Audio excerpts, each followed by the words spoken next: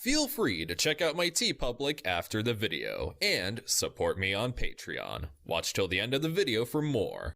Moving on with the Attack on Titan retrospective, it's time to talk about Season 3. Last time, I went over how Season 2 managed to raise the bar even higher after a solid first season, taking such a pivotal arc in the story and executing it wonderfully in a high-octane, fast-paced, and condensed package of 12 episodes. So how does Season 3 hold up? Let's take a look.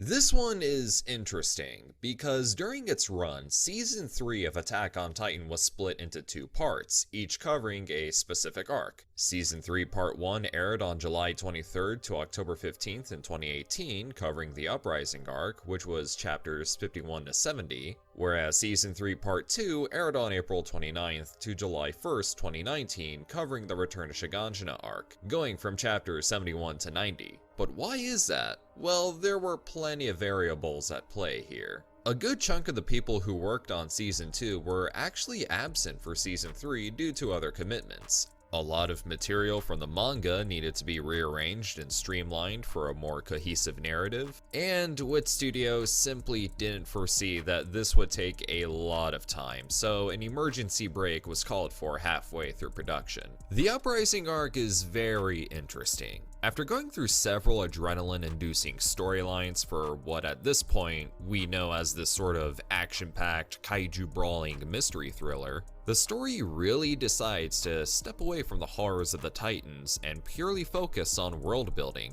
primarily the government that rules this walled civilization. As I was reading the manga and waiting for new chapters every month, I distinctly remember people being very polarized and turned off by this arc, mainly because it was a lot more subdued compared to what came before. At this point, the series has now become a political drama. A lot of people didn't find this arc very engaging because it felt like such a departure from what has come before. I personally wasn't too into it at first, but over time, I've come to appreciate the manga for letting itself breathe, even if it took too long to pick up momentum again. Hajime Isayama himself even said that he wasn't too happy with how this arc turned out, which only encouraged him to make sure the anime makes some small structural changes to keep it engaging. But let me tell you, this season certainly, in a more literal sense, starts off with a bang. But first, let me go back a bit. I just wanted to make that joke. This tonal shift I mentioned is very prevalent when you watch the opening of this portion.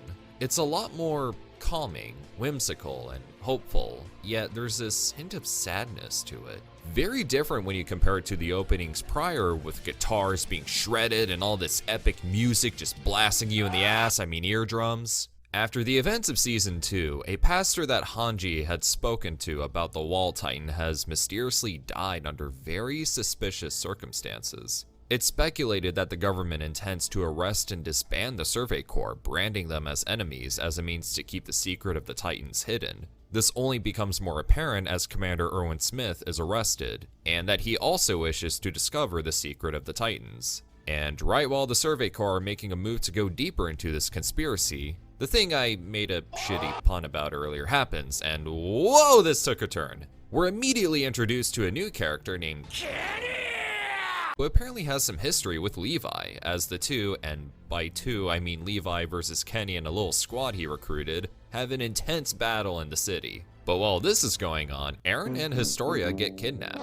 We later find out that the government is being run by a bunch of rich nobodies who are tied to the Rice family, who are willing to keep the world's secrets under control, even going as far as to being the ones who killed Erwin's father. It's also revealed that the king is actually just some guy and wasn't actually a real king. This also means that because Historia, who turns out to be of royal blood, don't worry, this will be relevant, is able to become queen when the time is right. Thus a coup is formed, and the higher-ups of the government are essentially ousted and overthrown, which leads to a very hilarious torture scene of a man eating and breathing his own shit. And then we also find out that Eren not only does possess the coordinate, but we also learn that it is the power of the founding Titan. We also see how he was able to acquire it as he sees his father's memories of him eating Historia's half-sister Frida and then injecting Eren with the Titan serum, to which Eren eats his own dad. I remember just being shocked when this happened. I was losing my mind. And then we also find out that Historia's father is actually a huge piece of shit who not only erased Historia's memories, but also wants her to take the Titan serum and eat Eren so she can retake the founding Titan as they're a descendant of Amir Fritz, who was the first Titan, and have their bloodline rule the world once more. Real quick, I know it sounds like I'm skipping over a lot of stuff, but honestly, this arc goes at a pretty leisurely pace and takes its time to go from point A to point B. Seriously, there's a lot of breathing room in this portion of the story, and while I can appreciate it, it does take a while to get moving. You'll see what I mean later. Because at this point, Historia betrays her father by rejecting the serum and goes to free Eren, all while the Survey Corps are at it with Kenny and his squad. Then all of a sudden, a downed Rod takes the serum himself and transforms into this giant rotisserie chicken-looking head ass, in other words, my dinner,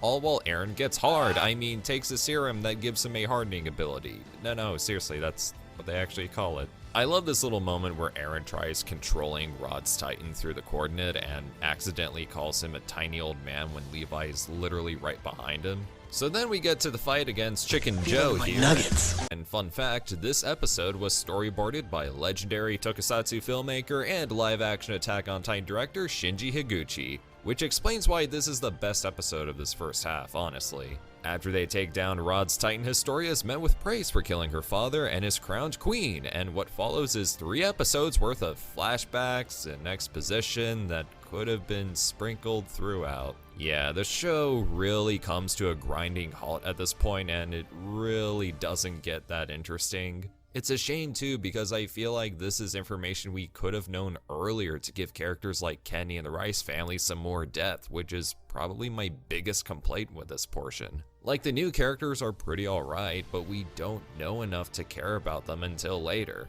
and they're kinda just dealt with then and there. However, this is also a bit of a benefit as we get to know more about characters like Levi and Erwin, especially Erwin, but I'll hold off on him for now. I'll admit that I honestly did not care for Levi at all until this arc, and now I think he's pretty cool. And after all that, we find out that Reiner and Bertolt were working for Dunstan this whole time?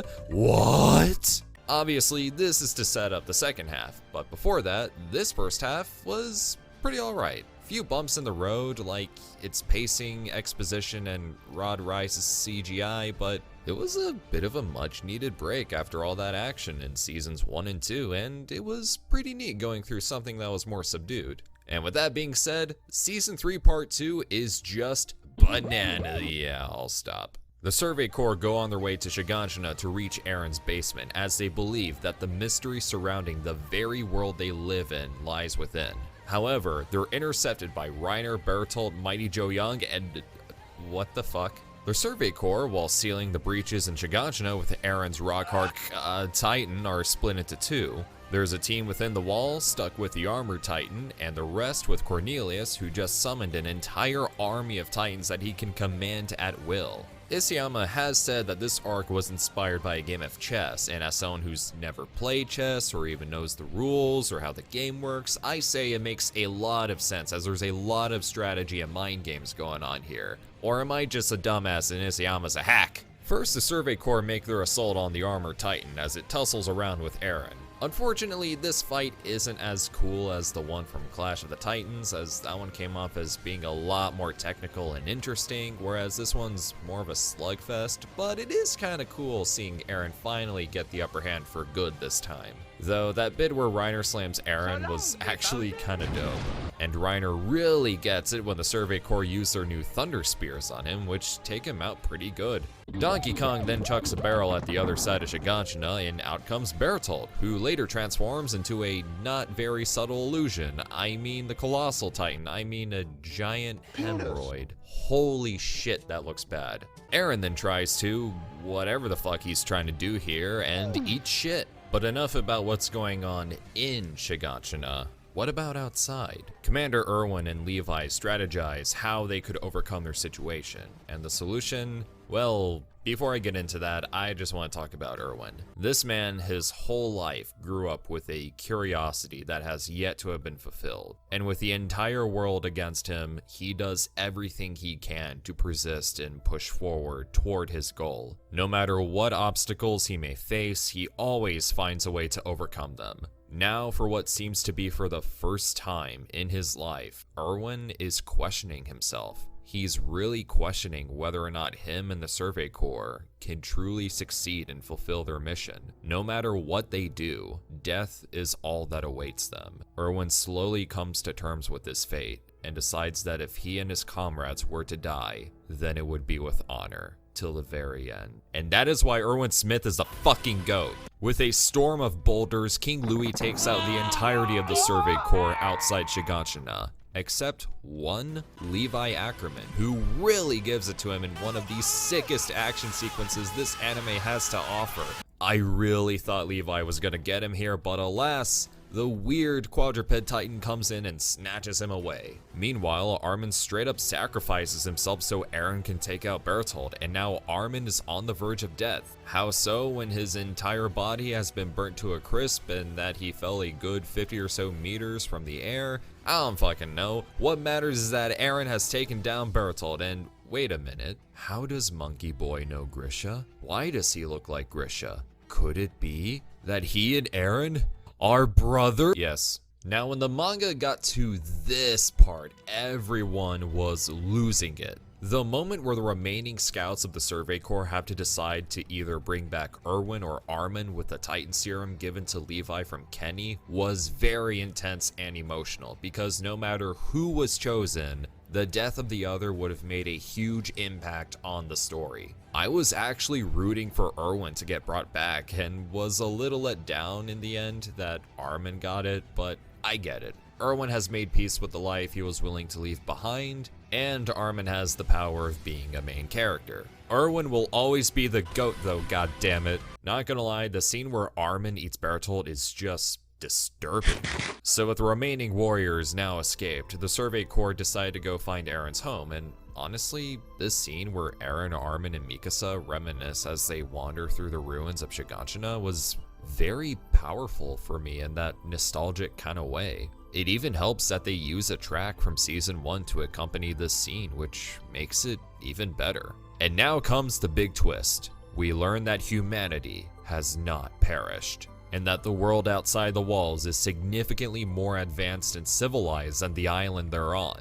We even see Grisha's backstory from his younger years to when he grew up to become a restorationist leader, as he was someone who grew up outside the walls and eventually found his way to Paradise Island, where we've been settling in for the whole story at this point. We also learn that the Titan who ate Eren's mom was Grisha's ex-wife Dina, and that Zeke is their son who reported them to the government. We also see how Grisha received the ability of what's now called the Attack Titan. Really? Is that the best you could come up with? I mean, it sounds kinda cool, but seriously? You're going with that? This entire sequence and what follows gives me chills every time. For the first time, these characters that we have followed for so long have made a life-changing discovery for them and are learning how to live with the existence they've been dealing with for so long. We're also treated with a nice send-off from Amir that makes for a touching conclusion to her arc, considering what she's done for Historia and the overall impact she's left on the story.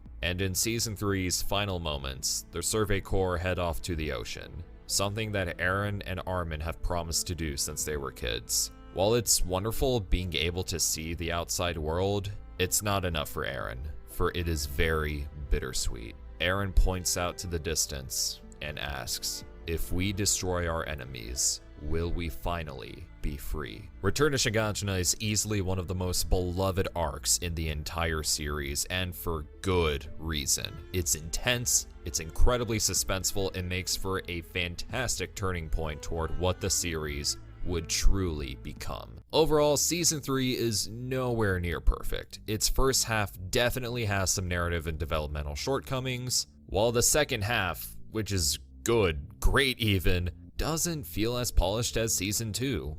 But other than that, Season 3 is celebrated as a big high point in the overall narrative, as the world building is just incredible, the action is spectacular, and the twists and turns the story took were handled supremely well. However, the story is just beginning. And with that, I will see you all next time when I cover Attack on Titan: The Final Season in 2023. God damn it. But what do y'all think? Is Attack on Titan Season 3 the peak of all fiction? Is Hajime Isayama a hack? Am I an idiot? Comment below, and if you like what you see, then definitely consider supporting me on Patreon, where for a single $1 you can get access to my Discord server. And other than that, you can also get early access to videos, exclusive content, commission video requests, and receive a t-shirt of your choice from my TeePublic. And once I reach enough patrons, I'll do a video covering several unmade Godzilla films, so if that is something you like to see, then go support me on Patreon. And go ahead and check out my other videos about Attack on Titan. Also want to give another special shout out to Cole for editing this, thank you so much. Feel free to like, share, comment, subscribe, all that good stuff, and this is TitanGoji, signing off.